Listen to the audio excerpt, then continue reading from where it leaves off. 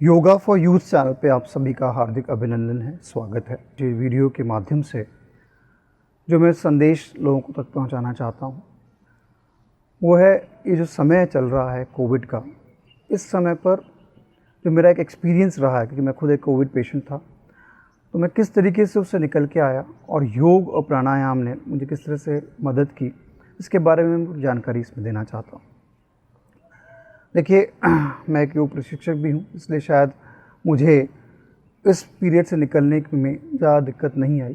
थोड़ा बहुत कॉम्प्लिकेशंस थे, क्योंकि जो वायरस की जो स्ट्रेन है जो इस बार आई है, ये थोड़ी सी ख़तरनाक है, ये मान सकते हैं। पहले ऐसा लगा था कि स्प्रेड जल्दी ज़्यादा हो रही है, लेकिन ख़तरनाक नहीं है। पर बाद में जब इसके परिणाम हमें देखने को मिले तो समझ में आया कि म्यूटेटेड स्ट्रेन है, यानी कि इसमें म्यूटेशन हो रखा है।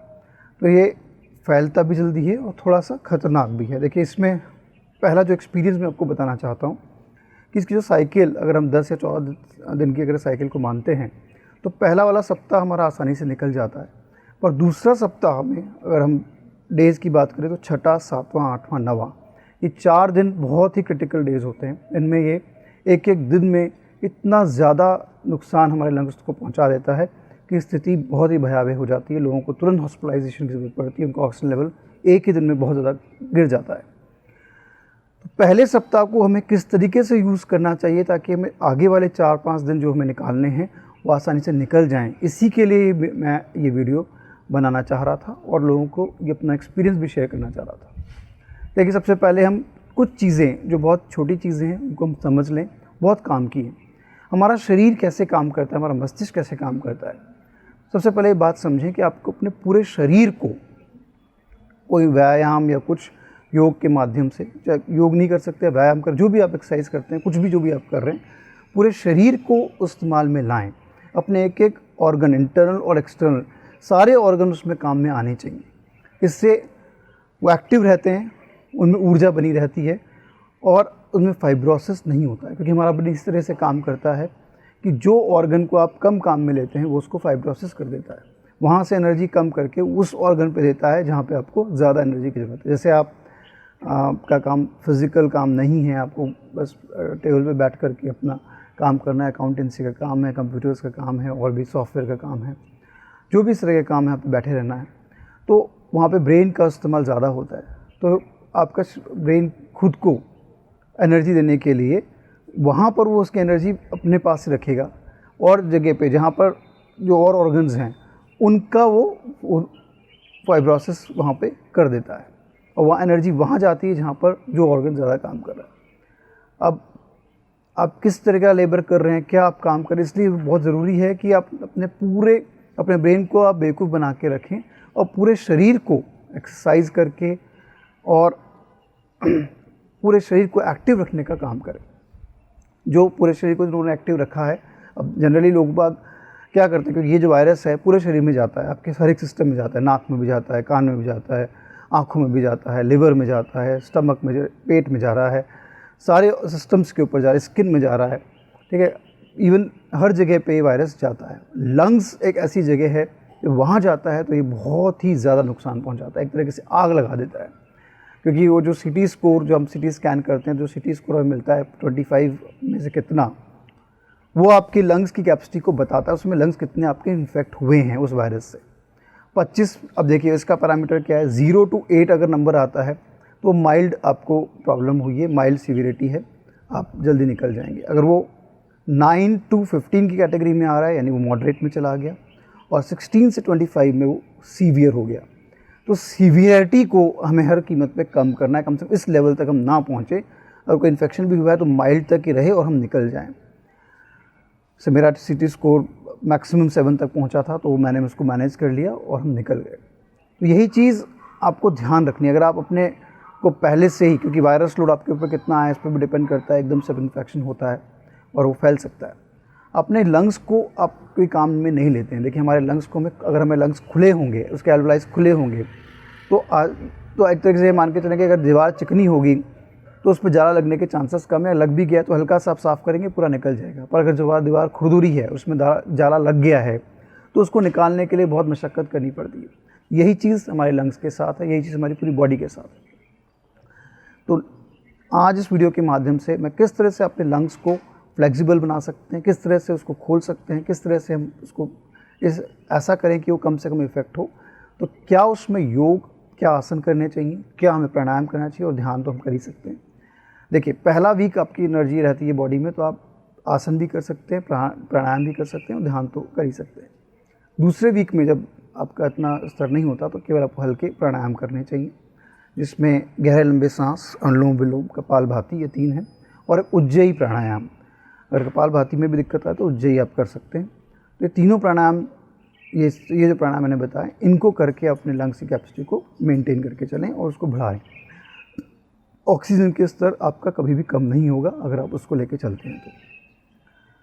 और ध्यान में ओम का प्रणव जाप, उसको आपको करना चाहिए ताकि बॉडी में नाइट्रस ऑक्साइड बना रहे, खुशी का माहौल बना रहे, थोड़ा सा आपका ऑक्सीजन लेवल मेंटेन रहे। ओम का उच्चारण से पूरा वातावरण में ही एक बहुत पॉजिटिव ऊर्जा आ जाती है।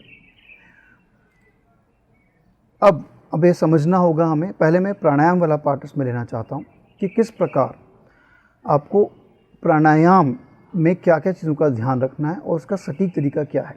देखिए, आप सब लोगों ने अनुलोम विलोम भी किया होगा और भी प्राणायाम किए होंगे, बट क्या वो तरीका सही था, पहले ये समझें। गहरे लंबे सांस इसका आधार है। जैसे आप साइंस से मैथ्स के क्वेश्चन सॉल्व करते हैं तो एक फॉर्मूला उसमें लगता है, एक तरीके के क्वेश्चन को सॉल्व करने के लिए एक फॉर्मूला हम लगाते हैं। ऐसे ही प्राणायाम का आधार गहरे लंबे सांस है। तो ये जब भी आप अनुलोम विलोम भी कर रहे हैं तो क्या वो गहरे लंबे सांस की तरह से हो रहा है, उसको हमें समझना होगा। ये दोनों चीज़ आज हम इस वीडियो के माध्यम से, इस पहले वीडियो के माध्यम से समझेंगे। योग, इसमें आसन कौन कौन से करना है ये मैं दूसरे वीडियो में आप लोगों को बताऊँगा। पहले आसन के नाम मैं बता देता हूँ, पर वीडियो नेक्स्ट में हम लोग उसको करके भी दिखाएंगे कि हमारे लंग की कैपेसिटी बढ़ाने के लिए जो आसन है उसमें आप पहला आसन होता है भुजंग आसन। दूसरा आसन हम ले सकते हैं इसके अंदर सेतुबंध आसन। तीसरा हम ले सकते हैं शलभ आसन। चौथा हम ले सकते हैं इसमें सुप्त वज्रासन। पांचवा हम ले सकते हैं इसमें हस्त पादोत्तान आसन, और एक हम पश्चिमोत्तान आसन भी ले सकते हैं।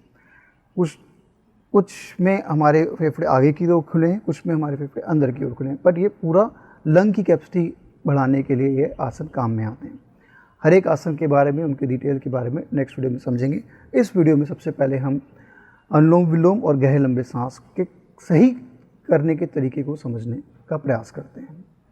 देखिए, सबसे पहले गहरे लंबे सांस को समझें, जो कि आधार है। अगर ये आपने नहीं समझा तो आगे के प्राणायाम में आप जो कर रहे हैं वो गलत तरीके से कर रहे हैं, ये आप मान के चलें। समझे? सबसे पहले देखिए, पेट को आप जो सांस ले रहे हैं पूरा आपने भरा और छोड़ा, पूरा सांस को एकदम पूरा भरें। पेट को छोड़ते हुए इतना सांस भरें कि आपका पूरा पेट बाहर, जैसे गुब्बारे में हवा भरते हैं उस तरह से आपका पूरा सांस भर जाए। देखें,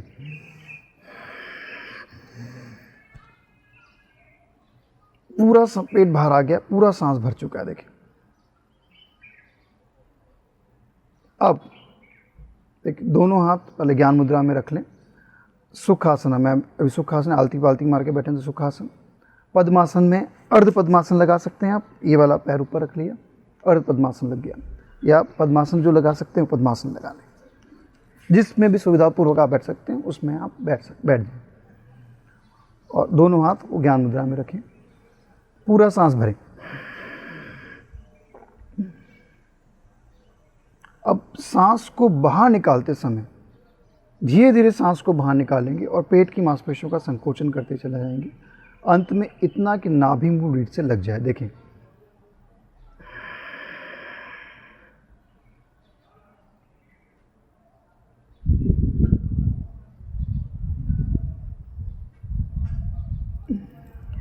और जब नाभि मूल रीढ़ से लग जाए तो वहाँ पे आपको कुछ क्षण के लिए रुकना है, और रुक करके वहाँ पे मूल बंद लगाना है। अब देखिए, मूल बंद क्या होता है इसको समझें।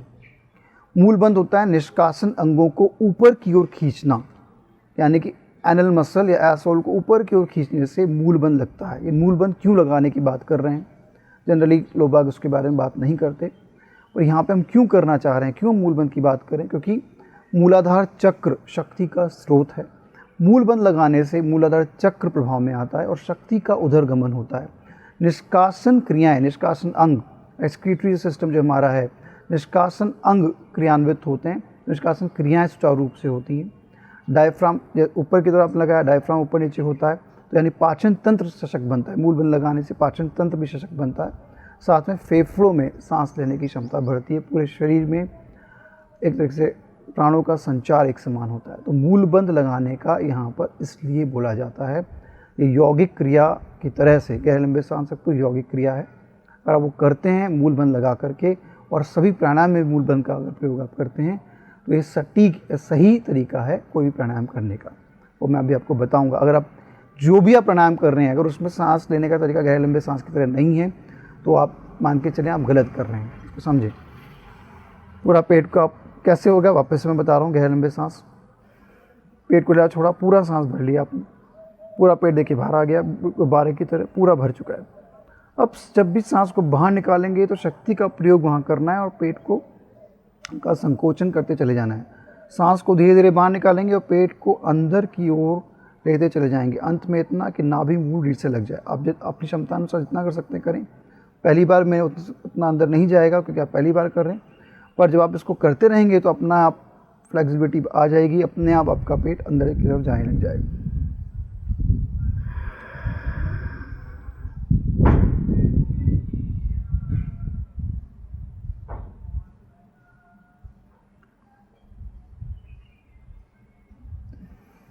जैसे ही पेट अंदर गया तुरंत मैंने मूल बंद भी लगा लिया था। कुछ समय के लिए रुके और फिर पेट को हिला छोड़ के पुनः पूरी सांस भर ली। तो ये एक आवृत्ति हुई। इस प्रकार हमें 5 से 10 आवृत्तियाँ गहरे लंबे सांस की करनी है। एक बार फिर से इसको देखेंगे। पूरा सांस भरा, धीरे धीरे सांस को बाहर निकालें,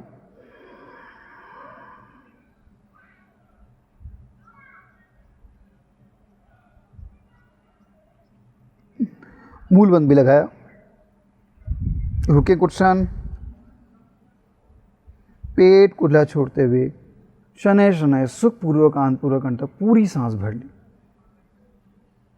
पूरी सांस भरने पर भी पुनः मूल बंद लगाना है। ये एक आवृत्ति हुई। इस प्रकार हमें सांसों को लेना और छोड़ना है, ठीक है ना। पेट को ढीला छोड़ेंगे, फिर से पूरा सांस भरने पर और पूरा सांस बाहर निकालने पर आपको मूल बंद लगाना है। मूल बंद मैंने तुरंत बताया, निष्कासन अंगों को ऊपर की ओर खींचने से मूल बंद लगता है, जो हमारे मूलाधार चक्र को प्रभाव में लाता है। शक्ति का उदरगमन होता है।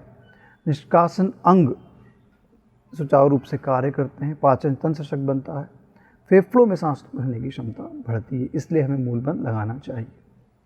अब हम देखते हैं कि अनुलोम विलोम में हमें किस तरीके से ये गहरे लंबे सांस प्रयोग में आ रहा है। देखिए, सबसे पहले अनुलोम विलोम के तैयार हो जाएं। बायां हाथ वही ज्ञान मुद्रा में रहेगा। अंगूठा और इंडेक्स फिंगर आपको यानी कि तर्जनी को मिलाने से ज्ञान मुद्रा बन जाती है इस प्रकार, और उसको आप घुटने पर ऐसे रख दें। ये हो गई अपनी ज्ञान मुद्रा। अब हम प्राणायाम मुद्रा बनाएंगे। तर्जनी और मध्यमा, इन दोनों को यानी कि इंडेक्स फिंगर और मिडिल फिंगर, इन दोनों को मोड़ करके अंगूठे के मूल पर रख दिया। कोहनी को पास में लेके आए। अब अंगूठे से दाईं नासिका को बंद कर लिया और बाईं नासिका से धीरे धीरे शनैः शनैः सुखपूर्वक आनंदपूर्वक अंदर पूरी सांस भरी।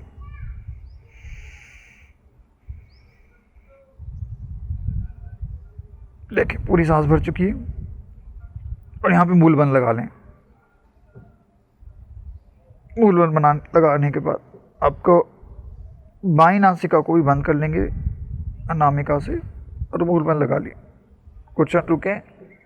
अब अंगूठा हटाते हुए दाईं नासिका से धीरे धीरे सांस को बाहर निकालें।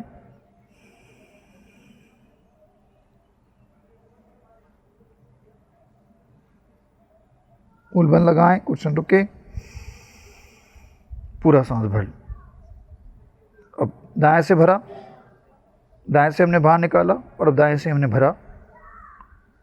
अंगूठा से बंद कर ली दाहिने नासिका, अनामिका हटाया और बाएं से बाहर। बाएं से भरें, रुकें, मूल बंद लगाएं, दाएं से बाहर।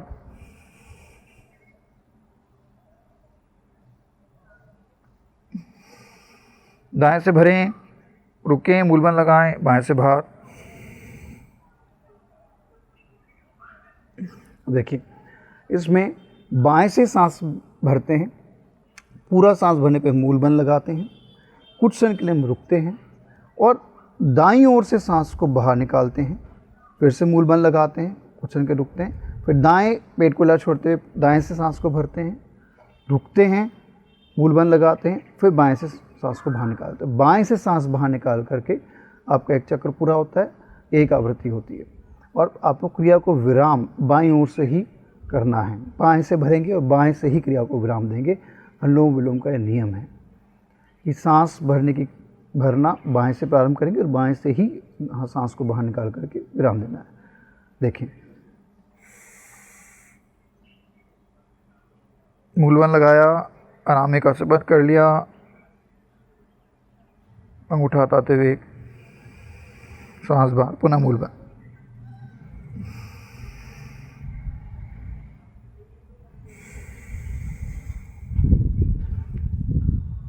तो अब आप देख रहे हैं कि जब भी सांस बाहर जा रही है तो पेट अपने आप में अंदर जा रहा है। अगर ये हो रहा है, इसका मतलब जो आप प्राणायाम कर रहे हैं वो सही कर रहे हैं। सांस बाहर, पेट अंदर, यही इसका फॉर्मूला है। और गहरे लंबे सांस इस तरीके से होते हैं। तो देखिए, मैंने एक मूल बंद के बारे में बताया, आपको 3 बंद और यहाँ पे मैं बताना चाहूँगा जो कि प्राणायाम में और इनका आधार बनती है। पहला तो हमने बताया मूलबंद, निष्कासन को ऊपर की ओर खींचने से मूलबंद बनता है, इससे मूलबंद लगता है, जिससे मूलाधार चक्र प्रभाव में आता है। नाभि मूल, अंत में हमने बोला था कि सांस को इतना बाहर निकाल दें कि नाभि मूल रीढ़ से लग जाए। फोर्सफुली हम इतना अंदर लेते हैं, जिसका इतना जाएगा। पहली बार में आप इतना नहीं कर पाएंगे, जितना आप कर सकते हैं उतना करें। तो जब नाभि मूल को रीढ़ से लगा लेते हैं तो इसको उड़ियान बंद बोलते हैं। और जब ठोड़ी को कंठकूप से लगा लेते हैं नीचे की ओर तो इसको हम जालंधर बंद बोलते हैं। तो 3 बंद हम लोग लगाते हैं, तीनों बंद एक साथ भी लगते हैं कुछ क्रियाओं में। जब आगे के हम जब प्राणायाम सीखेंगे तो उसमें तीनों बंद का प्रयोग हम करेंगे। पर आज मैंने केवल बंदों के बारे में बताया। नाभि मूला निष्कासन को ऊपर की ओर खींचने से मूल बंद लगा, नाभि मूल रीढ़ से लगाने से उड़ियान बंद लगा। उड़ियान बंद से आपका पूरा मणिपुर चक्र प्रभाव में आ रहा है, और ठोड़ी कंठकूप लगाने से यह आपका विशुद्धि चक्र प्रभाव में आ रहा है।